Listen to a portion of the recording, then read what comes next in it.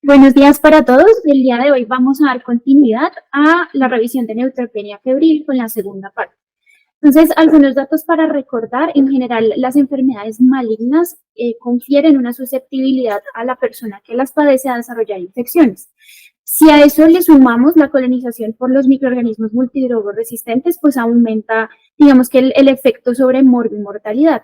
Particularmente, pues cabe resaltar que las infecciones predominantes son las infecciones asociadas a catéter, la neumonía y las infecciones de piel y tejidos blandos, donde los estafilococos pues representan siempre una carga importante a considerar. Adicionalmente, pues hay otros factores condicionantes como la inmunosupresión severa que genera en sí la enfermedad, como el tratamiento dirigido, y por el otro lado, el daño que se genera sobre la mucosa intestinal y otras superficies mucosas que facilitarán entonces episodios que conocemos como translocación bacteriana a través de la mucosa intestinal.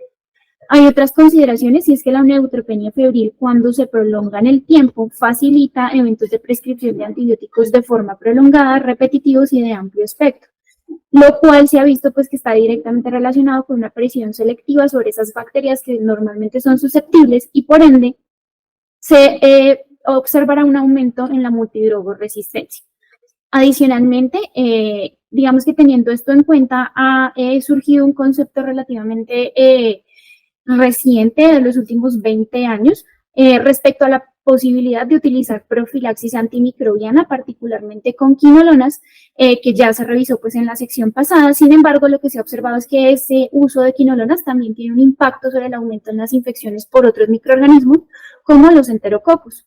Y adicionalmente, digamos que los cocos gram positivos, como se mencionó también hace un rato, pues juegan un papel fundamental, pero principalmente cuando se utilizan terapias de inducción. Se ha visto que hay un comportamiento, digamos que bimodal respecto a la prevalencia de los microorganismos implicados en las infecciones en el paciente con cáncer y se ha visto pues que en la segunda fase, cuando ya se alcanzan terapias de consolidación, predominarán los bacilos gram negativos como gérmenes pues causales de la infección. Finalmente, pues la mortalidad a 30 días es superior cuando se encuentra una infección causada por un bacilo gram negativo multidrogoresistente. Entonces, aquí tenemos una pues recolección de estudios que se realizaron de diferentes maneras en los últimos años, tanto retrospectivos como prospectivos, y observamos cómo tiene un comportamiento diferencial entre los agentes causales relacionados pues con los eventos infecciosos en pacientes con cáncer.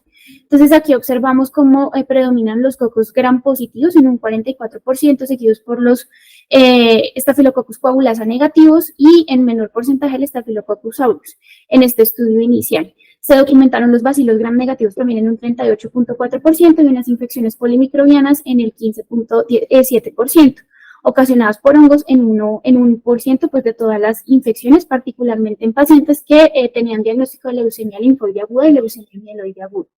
Cuando miramos en pacientes que reciben trasplante pues, de médula ósea, se observa que los cocos gram positivos también conservan pues, una relación de 34.9%, seguido por los Staphylococcus aureus en el 17% y los coagulasa negativo en un 5.2%. En menor medida están los enterococos que, como mencionamos, pues podrían aumentar por otros factores. Y aquí, pues llamativamente, los bacilos gram negativos son realmente los que predominan en un 64.4%. Y así, pues digamos que esta tabla pues nos menciona otras frecuencias, obviamente pues dependerá también de otros factores como la epidemiología local, pero por ejemplo aquí llama la atención en pacientes también con neoplasias hematológicas como pseudomonas y Acinetobacter baumannii, que son otros microorganismos que también vienen en aumento, pues digamos que toman relevancia en el paciente con cáncer. Entonces, este es un estudio que nos muestra la contribución de los patógenos específicos a las infecciones del tracto sanguíneo y su mortalidad en pacientes con neutropenia y malignidad hematológica. Esta es una cohorte multicéntrica que se llamó OncoKIS, que pues digamos que partió de una cohorte prospectiva, desde el 2002, tiene un seguimiento supremamente amplio de pacientes adultos mayores de 18 años en su primer episodio de neutropenia post-quimioterapia de inducción por leucemia aguda o trasplante de precursores hematopoyéticos. Y lo que evaluaron fue la presentación de bacteremia por catéter o relacionada con mucositis, y la clasificaron en temprana, pues siempre que ocurrieran los primeros 7 días del tratamiento. Encontraron 9.080 pacientes que presentaron en total 1.424 episodios de neutropenia febril y los clasificaron como el primer episodio de neutropenia post-tratamiento en pacientes pues con neoplasia hematológica, y lo que encontraron fue una tasa de mortalidad entre 7 y 30 días post-bacteremia, así como pues los predictores de bacteremia. Entonces aquí tenemos la tabla 1 en el cual se muestran las características pues globales de todos los pacientes y cómo diferencian pues el comportamiento entre la bacteremia temprana y la bacteremia tardía.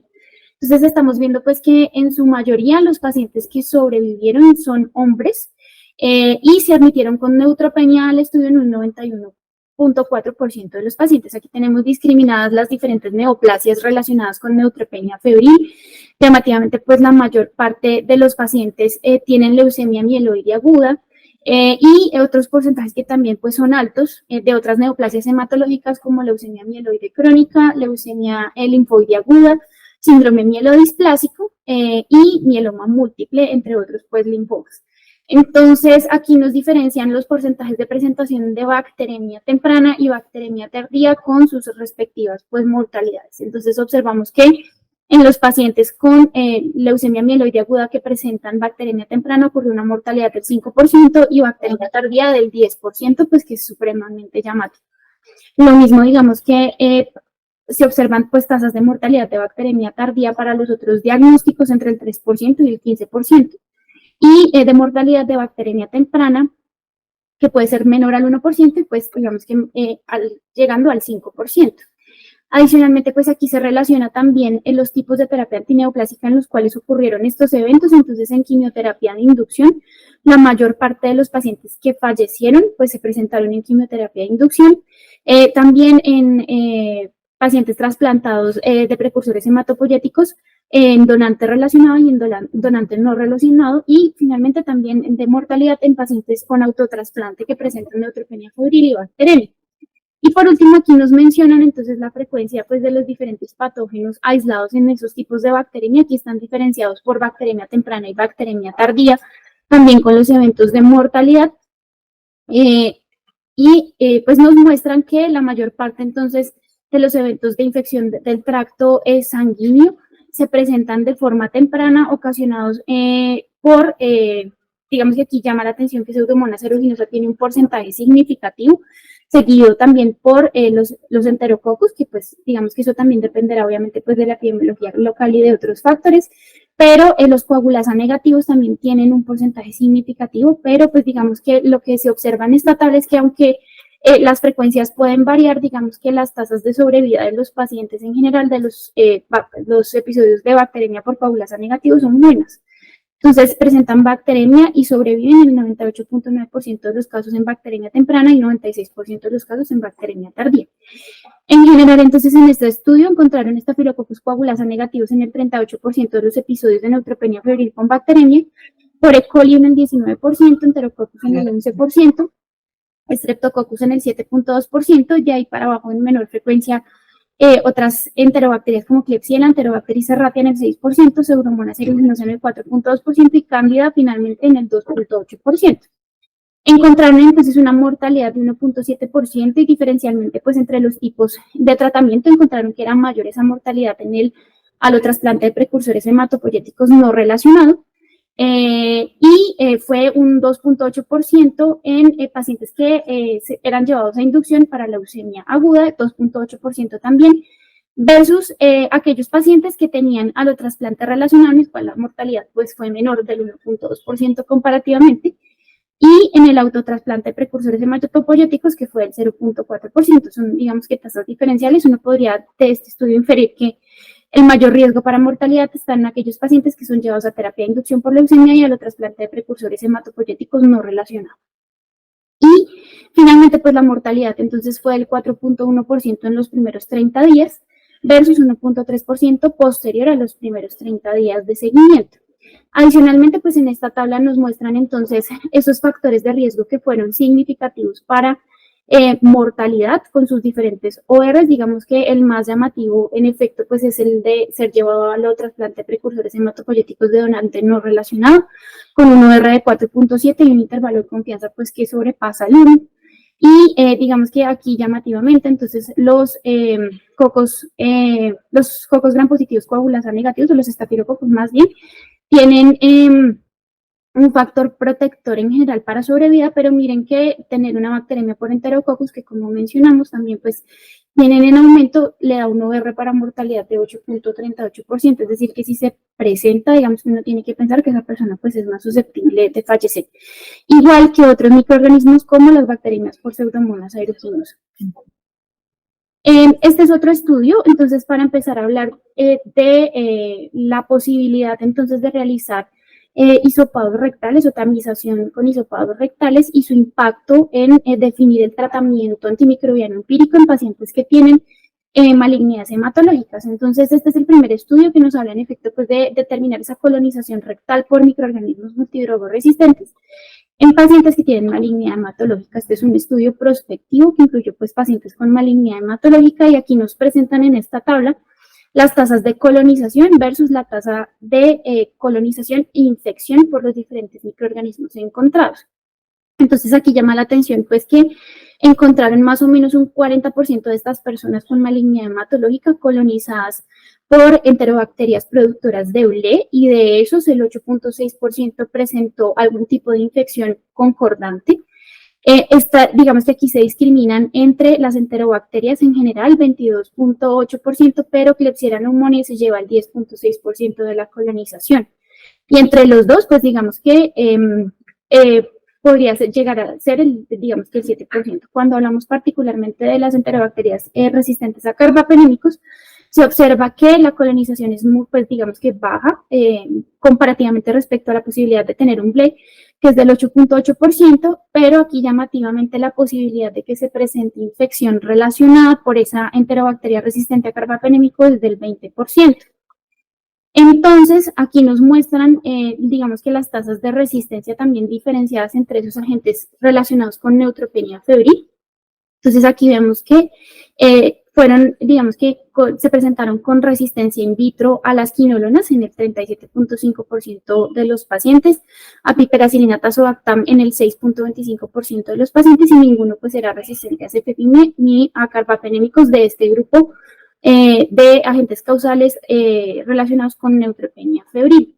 Y aquí nos muestran entonces el perfil de resistencia de esos aislamientos encontrados en los cultivos rectales de tamización para aquellas enterobacterias que eran productoras de ULE. Entonces nos muestran que eran resistentes a las quinolonas en el 43.4%, resistentes al piperacilina tazobactam en el 82.6%, que esto es también muy llamativo, porque pues a veces usamos piperacilina tazobactam como un antibiótico ahorrador de carbapenémico en estos microorganismos. Cefepime no encontraron resistencia. Aquí pues digamos que eso toca tomarlo con pinzas también porque podría, digamos que, variar dependiendo del microorganismo que se aísle y la producción de ULE, el riesgo de inducción, pues, de expresión de resistencia.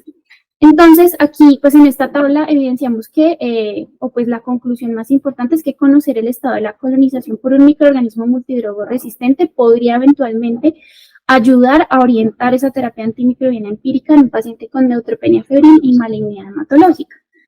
Pero por el otro lado, les voy a presentar entonces varios estudios con diferentes resultados. Lo que se conoce pues, hasta la fecha es que hay varios estudios que apuntan, digamos que en favor de utilizar esta tamización, pero hay otros estudios también que van en contra. Entonces aquí vamos a revisar de aquí para adelante otros resultados relacionados pues con la utilidad de realizar este estudio. Entonces, es una cohorte retrospectiva, a diferencia de la anterior, pues que era prospectiva, donde se evaluó la terapia antimicrobiana empírica guiada, dependiendo pues del reporte de esos cultivos de vigilancia o de tamización en pacientes que tienen neutropenia febril de alto riesgo. Entonces, se evaluó la capacidad de hacer vigilancia con cultivos para hacer predicción de eventos de infección del tracto sanguíneo por bacilos gram negativos y pseudomonas aeruginosas resistentes a cefalosporina de tercera generación. Así como el efecto de la terapia antimicrobiana inapropiada utilizada de forma empírica y si había algún efecto sobre la reducción del potencial uso de carbapenémicos con los cultivos de vigilancia. Entonces fue pues retrospectivo en pacientes también con malignidad hematológica que presentaban neutropenia febril post-quimioterapia, a los cuales se les realizó recolección de cultivos de vigilancia semanales, es decir, esa tamización, y se evaluó como desenlace en ingreso a la unidad de cuidados intensivos o mortalidad en 30 días. Entonces, estas son las características de los pacientes. Observamos que la mayor parte pues, de esos pacientes correspondían a leucemia aguda, cualquier tipo de leucemia aguda, o incluso con transformación blástica en el 58% de los pacientes. El resto pues, de estos pacientes eran pacientes con linfoma, pacientes con trastornos de las células plasmáticas y en menor medida leucemia linfoblástica aguda o mielofibrosis. Aquí está entonces la condición de receptor de trasplante de precursores hematopoyéticos, que en este estudio se incluyeron 22% pues, de los pacientes, y digamos que el riesgo de neutropenia ocasionada por quimioterapia relacionada. Entonces aquí vemos que un evento se presentó en 220 de los pacientes y 2 eventos o más se presentaron pues ya digamos que en menor medida. Entonces aquí tenemos el total de los episodios de neutropenia febril. Aquí analizaron 673 episodios. Entonces aquí vemos los episodios de neutropenia febril incluidos por pacientes. Llamativamente, pues estos pacientes son, digamos que susceptibles a presentar más de un episodio de neutropenia febril durante el tratamiento. Aquí 206 presentaron un solo episodio, 88 presentaron 2 episodios, incluso 44 3 episodios, y de ahí para abajo, digamos que igual es llamativo, pues que no son despreciables la cantidad de personas pues que pueden presentar más de un episodio de neutropenia febril.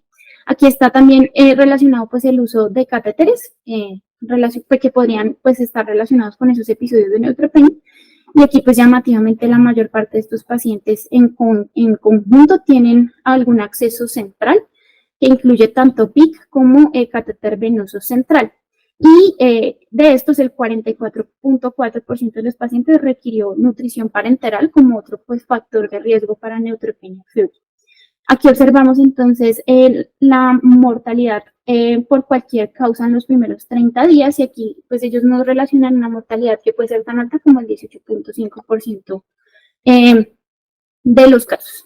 Entonces aquí nos muestran la distribución nuevamente pues de los patógenos implicados, aquí la mayor parte fueron ocasionados por enterobacterias, principalmente por E. coli, seguidos por Klebsiella pneumoniae, y de los cocos gram positivos, que fueron pues los que más predominaron en este grupo de pacientes, que correspondieron al 43.7%, fueron predominantes los Staphylococcus coagulasa negativos, y aquí nuevamente pues llama la atención que los enterococos pues vienen como en aumento.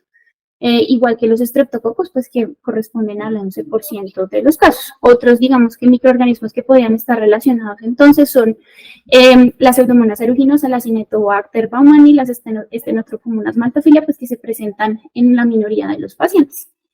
Entonces aquí nos relacionan el valor predictivo de que esos pacientes hayan tenido resultados de cultivos positivos en esos cultivos de vigilancia que se hicieron de forma semanal, para, digamos que, predecir los eventos relacionados con neutropenia febril. Entonces aquí nos muestran aquellos aislamientos que presentaron infección del tracto sanguíneo y que tenían resistencia a las cefalosporinas de tercera generación versus aquellos que estaban colonizados versus los que no estaban colonizados, y lo mismo para aquellos que no presentaron infección del tracto sanguíneo por ese aislamiento. Entonces ellos, digamos que con estos datos, con esta tabla, calculan un rendimiento total pues, de realizar los cultivos de 0.84, que no es malo, y un intervalo de confianza de 0.81 a 0.87. Este es el rendimiento global, con una sensibilidad de 70.6%, que uno podría esperar que fuese superior, pero pues llamativamente del 70%, pero una especificidad de 84%. Un valor predictivo positivo de 10.3% y un valor predictivo negativo de 99%. Aquí, pues, por supuesto, siempre se hace la aclaración que esta interpretación variará dependiendo, pues, de la prevalencia local de estos aislamentos resistentes a las cefalosporinas de tercera generación o, pues, digamos que BLE. Lo mismo acá, entonces, los que ya fueron clasificados como BLE, como enterobacteriales productores de BLE, y lo mismo su relación con colonización y la presentación de infección del tracto sanguíneo relacionada. Entonces, incluso cuando se determina que es un BLE, el rendimiento puede ser incluso superior del 0.94 de este intervalo de confianza. de 0,91 a 0,96 con una sensibilidad también pues de 75%, especificidad del 94% y estos valores predictivos positivos y negativos. Entonces ellos pues aquí nos mencionan que los cultivos de vigilancia en general, digamos que el valor más importante es ese valor predictivo negativo que puede ser tan bueno como el 99%. Y por ende, entonces, en pacientes que no tienen colonización previa por bacilos gram negativos resistentes a cefalosporinas de tercera generación, la infección del tracto sanguíneo es rara, digamos que uno no esperaría que se presentara, y la terapia inapropiada no empeoró los desenlaces clínicos. Digamos que eso también es un punto importante. Pero ellos en este estudio, como también evaluaron el potencial de reducción, justamente pues de dirigir la terapia empírica con los cultivos, encontraron que había un potencial de reducción del uso de carbapenémicos hasta en el 82,8% de los casos, que pues es bastante significativo, también tanto para los programas de optimización de antimicrobianos como el control de infecciones. Aquí tenemos por otro lado este estudio, que también es reciente, está publicado en el 2022, que evaluó también ese, pues digamos que valor predictivo de los cultivos de vigilancia para la presentación pues de bacteremia por microorganismos BLE, pues productores de BLE en pacientes también que tienen malignidad hematológica. Entonces nuevamente pues se evaluaron eventos de infección del tracto sanguíneo por enterobacterales entre 2003 y 2018 con cultivos de vigilancia rectal en comparación con esos hemocultivos. Entonces ellos aquí pues evaluaron que el microorganismo presentase el mismo perfil de resistencia. Aquí pues evaluaron en realidad, este es el que menos pacientes y eventos tiene 67 pacientes con bacteremia por enterobacterales, y encontraron una concordancia entre el hemocultivo, es decir, el evento infeccioso del torrente sanguíneo con enterobacterales y el cultivo de vigilancia en el 95,5% de los casos. Y también calcularon aquí, pues digamos que un valor predictivo negativo que es más o menos concordante con el que acabamos de ver, de 95,7%. Entonces aquí nos muestran el número de pacientes que presentaron los cultivos positivos de vigilancia para productores de BLE, los enterobacterales. Aquí tenían 20 pacientes de los 67, los otros 47 no estaban colonizados. Aquí nos diferencian pues que 11 de esos pacientes tenían E. coli, 5 tenían Klebsiella, 1 tenía Enterobacter clase y 3 de esos pacientes tenían cultivos polimicrobianos, que también podría tener algo de impacto. Entonces, nos comparan acá esos pacientes pues que tenían cultivos positivos, 19 tenían producción de BLE, que también pues es significativo. Aquí nos discriminan que E. coli era la mayoría de esos aislamientos, 12 pacientes seguidos por Klebsiella pneumoniae. Los que no eran productores de BLE pues eran los Enterobacter. Digamos que aquí lo que uno puede observar es que en realidad los que se aislaron en sangre pues más o menos concuerdan con los resultados pues del cultivo de vigilancia. Tenemos este otro estudio también publicado en el 2022, casi que todo eso pues es literatura reciente, hay bastantes cosas al respecto, que nos compara nuevamente la colonización intestinal con enterobacterales resistentes ya carbapenémicos. El anterior que vimos era para resistencia BLE, en pacientes con leucemia aguda y pues determinar esos factores de riesgo. Entonces aquí nos muestran esos pacientes pues que resultaron colonizados por enterobacterales resistentes a carbapenémicos, más o menos pues que correspondía al 6% de todos los pacientes.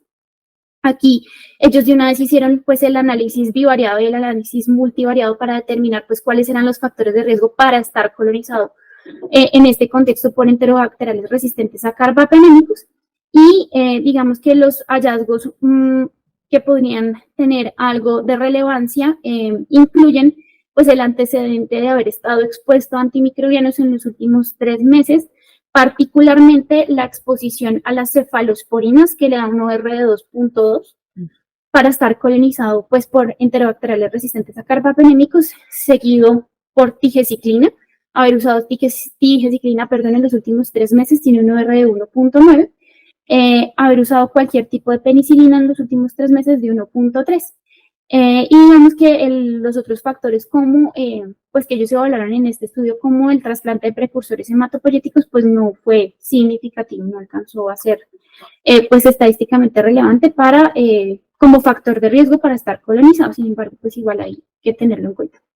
Entonces aquí nos muestran justamente aquellos, nuevamente pues esta tabla que compara aquellos colonizados con aquellos que presentaron infección. Entonces, aquellos que estaban colonizados y presentaron infección correspondieron al 14%, que tampoco es despreciable. Y eso permitió pues un cálculo de OR de estar colonizado por un enterobacterial resistente a carbapenémico de 6, con un intervalo de confianza de 1.4 a 24, y pues P estadísticamente significativo. Entonces ellos concluyen acá que la tasa de infección en colonización por enterobacteriales resistentes a carbapenémicos fue de 14.29 versus 2.68 en los que no se encontraron colonizados. Es mucho más baja la probabilidad de que presenten una bacteremia por un enterobacterial resistente a carbapenémicos. De estos resistentes a carbapenémicos, predominantemente fue Klebsiella, pues que también va de la mano con la epidemiología casi que global, 66%, y E. coli 33%. Y por ende, este estudio concluye que la búsqueda de los enterobacteriales resistentes a carbapenémicos puede ser una medida efectiva también para reducir la infección contra los enterobacteriales resistentes a carbapenémicos y también el control pues, de las infecciones y la transmisión intrahospitalaria. La colonización por los enterobacteriales resistentes a carbapenémicos aumenta la incidencia de la infección por enterobacteriales resistentes a carbapenémicos en pacientes con leucemia aguda y, por tanto, pues digamos que la recomendación de realizar tamización podría ser una medida temprana de contención de la transmisión. Por último, les voy a mostrar este que tal vez es el único que va en contravía pues, de lo que hemos visto. Este está publicado incluso antes, es del 2021, y también evaluó el impacto de modificar la terapia antimicrobiana empírica basados pues, en esa colonización intestinal y los desenlaces clínicos en pacientes con neutropenia febril. Entonces ellos aquí proponen pues este algoritmo pues de inclusión de los pacientes. Entonces admitieron pacientes con neutropenia febril, se les hicieron cultivos de tamización rectal y hemocultivos al momento de admisión. Se les realizó pues digamos que lo que ellos denominaron el estándar de cuidado, que incluía pues digamos que el inicio de estos antimicrobianos, antiseudomónicos o aminoglucósidos en las primeras 48 horas del episodio de neutropenia febril, y se realizaba adaptación de la terapia según pues el caso de la colonización de esta manera. Entonces, si encontraban colonización por BLE, hacían cambio a un carbapenémico. Si encontraban colonización por enterobacterial resistente a carbapenémico, hacían cambio a colistina, junto con la terapia estándar.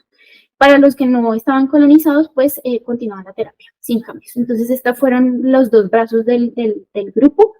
Encontraron 38 episodios en los cuales se encontró colonización por enterobacteriales productores de BLE y 30 episodios ocasionados por enterobacteriales resistentes a carbapenémicos.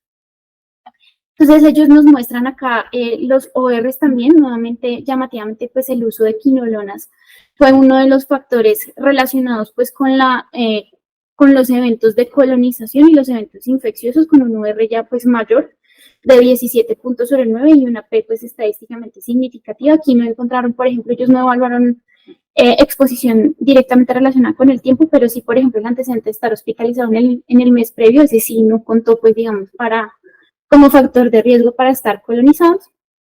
Y aquí nos muestran entonces los desenlaces dependiendo de la colonización por BLE o la colonización por enterobacteriales resistentes a carbapenémicos. Entonces nos muestran el número de eventos que se presentaron de infección del tracto sanguíneo. Entonces aquí vemos que en los que estaban colonizados por BLE y presentaron bacteremia por BLE fue el 7%, 3 de 38 pacientes. Aquí colonizados por BLE y presentaron bacteremia por enterobacterial resistente a carbapenémico, que también es llamativo, fue el 2%, este fue solo un paciente. Y 4 de los 38 pues estaban colonizados, pero presentaron bacteremia por otro microorganismo que no era ni BLE ni resistente a carbapenémico. Y por el otro lado tenemos aquí pues los resistentes a carbapenémicos, 13% presentaron bacteremia. De los resistentes a carbapenémicos, 2 presentaron bacteremia por resistentes a carbapenémicos, que le da solo el 6%. Y aquí, pues, digamos que nos muestran los porcentajes de las terapias que utilizaron. Entonces, en estos pacientes que estaban colonizados por BLE, el 78% recibió la terapia estándar. En los colonizados por resistentes a carbapenémicos, 86% utilizó la terapia estándar. Se realizaron adaptaciones a la terapia en el 21% de los casos para los colonizados por BLE, 13% en los colonizados por resistentes a carbapenémicos, y se escaló la terapia o requirió pues escalonamiento en el 2% en los colonizados por BLE y en ninguno de los pacientes colonizados por resistentes a carbapenémicos. Y aquí están, digamos que los otros desenlaces, los días de hospitalización en general fueron similares para los dos grupos, los días de terapia antimicrobiana también que fueron iguales, la mortalidad a 14 días después del episodio de bacteremia por BLE, que fue del 5%, y la mortalidad de bacteremia por enterobacterial resistente a carbapenémico, que fue del 3%. Y digamos que la mortalidad global a 28 días fue 10% para los colonizados por BLE y 10% también para los colonizados por resistentes a carbapenémico. Los resultados pues son muy similares. Entonces aquí nos muestran también pues los diferentes, digamos que en el análisis univariado, los OR que calcularon para los episodios de infección del tracto sanguíneo, pues relacionado con la colonización, por BLE o por enterobacterial resistente a carbapenémico, pues para este estudio no les dio ninguno de los factores con OR significativos, entonces pues ellos concluyen que en general no, pues ninguno de esos es significativo para los eventos de infección del tracto sanguíneo. Y aquí en el análisis multivariado pues encontraron lo mismo, pues que ser colonizado por BLE o estar colonizado por enterobacterial resistente a carbapenémicos da ORs pues con intervalos que no son estadísticamente significativos. Entonces, en este estudio, pues que es el único que va en contra de los otros que mencionamos, ellos concluyen pues que realizar el hisopado rectal y ajustar la terapia empírica según el cultivo no modifica los desenlaces más importantes y que la colonización intestinal no se asoció significativamente con esos episodios de infección del tracto sanguíneo con microorganismos que tengan el mismo perfil de resistencia. Entonces, digamos que teniendo en cuenta pues lo que hemos mencionado hasta el momento, no podría concluir que dependerá entonces de la epidemiología local y de estrategias como el control de infecciones y de los programas de optimización de antimicrobianos, evaluar si en las condiciones locales pues podría ser útil realizar los cultivos de vigilancia con enterobacteriales, para colonización por enterobacteriales resistentes. En general, digamos que el grueso de los estudios y los estudios que tienen más pacientes incluidos, incluso pues, con seguimientos prospectivos, muestran que sí podría servir. Entonces, pues igual nos faltan datos al respecto para poder dar una conclusión final. Vamos a entrar en el otro tema, pues que es evaluar entonces la posibilidad o el riesgo de candidiasis invasora. Entonces aquí vale mencionar pues el estudio de la profe Cuervo con Alejandra Vargas, pues que nos muestra entonces cuál es la distribución de los eventos infecciosos por fungemia en general en los pacientes que tienen neoplasias hematológicas. Pues por supuesto llama la atención que esto es lo que ya conocemos y va en concordancia con lo que se sabe, que las cándidas pues toman la delantera de los eventos de fungemia, particularmente tropicales, 28% de los casos, seguido por albicans, 21% de los casos, para Psilopsis 17, Crusade 12%, y digamos que en menor medida pueden aparecer otros hongos como Cryptococcus neoformans, el Trichosporium asahi y Fusarium, entre otros pues microorganismos que tienen ya la minoría pues de los eventos relacionados. Eso nos hace preguntarnos entonces si habría, digamos que alguna estrategia para poder predecir el evento pues de candidemia en un paciente pues con neoplasia hematológica. Entonces, este es, digamos que lo que se conoce respecto a la probabilidad de sobrevida y relacionado, pues, digamos, con la neoplasia hematológica. Aquí están representados en verde aquellos pacientes, pues, que tienen, en la medida que tienen cultivos positivos para fungemia y la probabilidad de que ingresen a UCI y no ingresen a UCI, así como la probabilidad de sobrevida. Entonces, lo que observamos acá es que los pacientes hematológicos que no ingresan a UCI, que son estos verdes de acá, pues igual presentan una caída en la probabilidad de supervivencia en la medida en que presentan fungemia, pero aquellos que se presentan de forma más crítica y que requieren ingreso a la unidad de cuidados intensivos, pues presentan una caída mucho más abrupta pues, de esa supervivencia, incluso siendo casi que del 50% la probabilidad de que sobrevivan a 30 días pues después de haber presentado un evento de fungemia.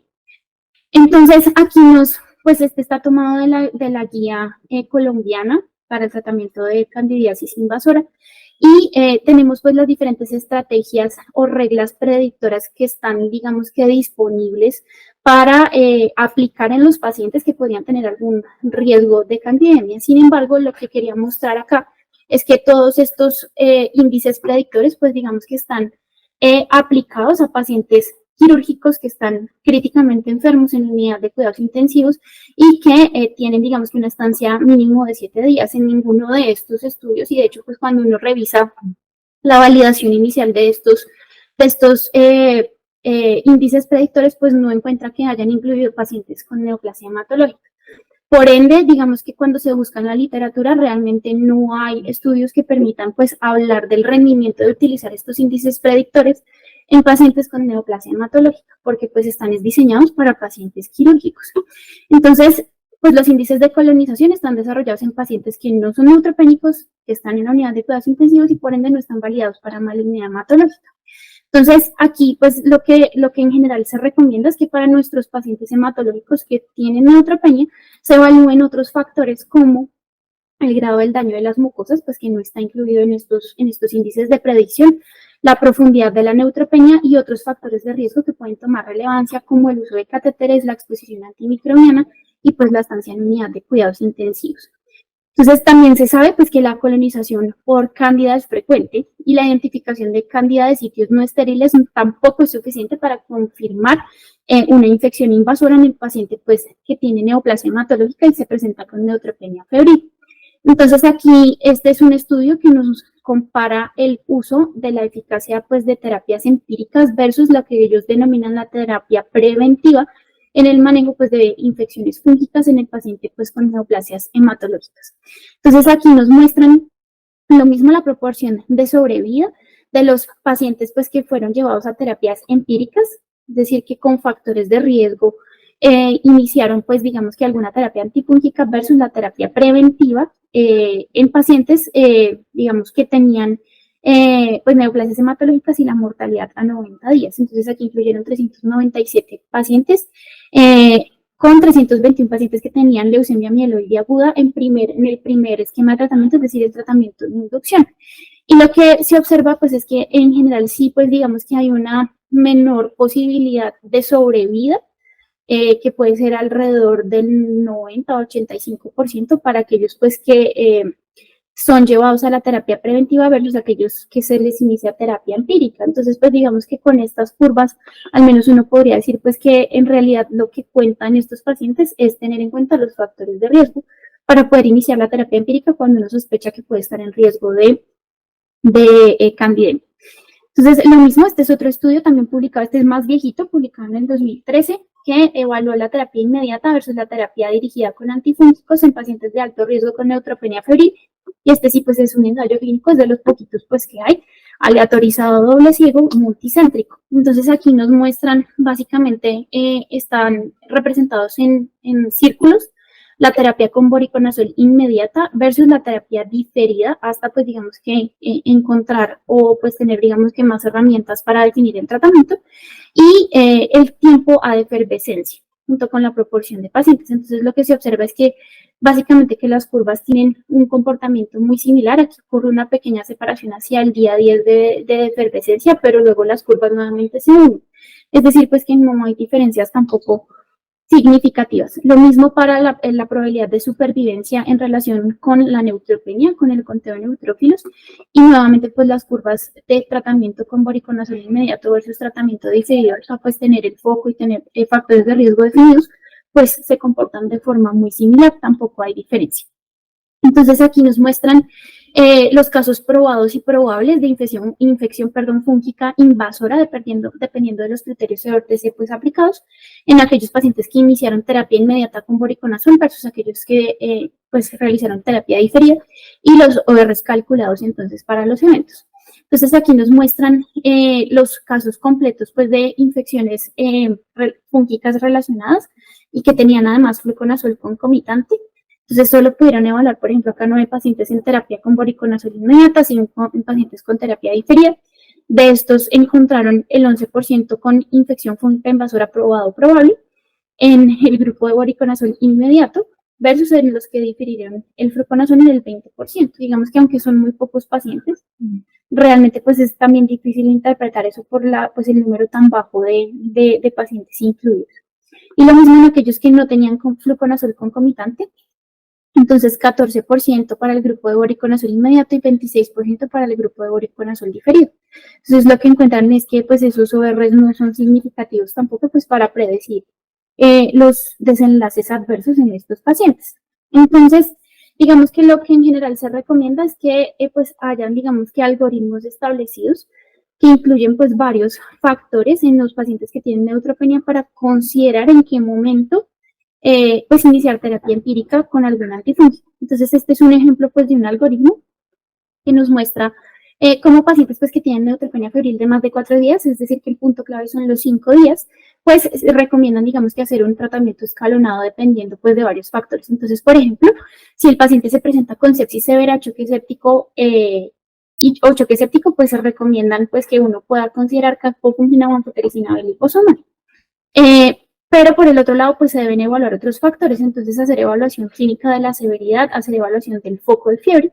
Según el foco de fiebre, pues considerar también lo mismo. Entonces, si se considera que el paciente puede tener un foco pulmonar o un foco neumónico, entonces pues se recomienda realizar otros estudios como la broncoalveolar, galactomanano, antes pues de empezar terapia y pues, en la medida de la evolución del paciente considerar un azol o pues anfotericina liposomal. Lo mismo si el foco podría ser rinosinusal, con evidencia pues en un TAC de senos paranasales o rinoscopia. Si el paciente se presenta con un absceso en sistema nervioso central, digamos que la recomendación también va en favor de usar el poriconazol o la anfotericina liposomal, pero si el foco es abdominal, entonces pues aumentará, digamos que la probabilidad de que sea cándida o agente causal, y en ese caso pues está predominantemente la recomendación para caspofungina, lo mismo para lesiones en piel. Caspofungina pues sería la opción ideal. Pero por el contrario, si yo no encuentro el foco de fiebre, pues la recomendación es seguir en la búsqueda del foco de fiebre antes que empezar una terapia antifúngica empírica. Y aquí pues nos muestran entonces la sensibilidad y la especificidad pues de este algoritmo como de terapia. Entonces nos muestran pues que se comporta con una sensibilidad del 100%, una especificidad de 52%, pues un valor predictivo positivo del 42%, eso digamos que también es importante, pero un valor predictivo negativo del 100%. Este es otro pues de los algoritmos, entonces se podría tener en cuenta también el riesgo pues de la neutropenia febril, entonces pues digamos que esto estaba diseñado inicialmente en el contexto ambulatorio, pero una vez el paciente ingresa pues la recomendación es hacer los estudios pertinentes para tratar de determinar el agente causal, así como la búsqueda pues del foco, iniciar terapia antimicrobiana empírica con un beta-lactámico antipseudomonas como pues en general recomiendan las guías, y hacer reevaluación de los focos y del estado clínico en 72 a 96 horas. Si el paciente está clínicamente inestable, entonces pues repita la búsqueda del foco, realice pues escalonamientos o cambios de manejo antibiótico, considere pues la asociación de un glucopéptido o un aminoglucósido en combinación, y finalmente si pues hay factores de riesgo, pues entonces considere después de este tiempo iniciar terapia antifúngica contra hongos miceliales.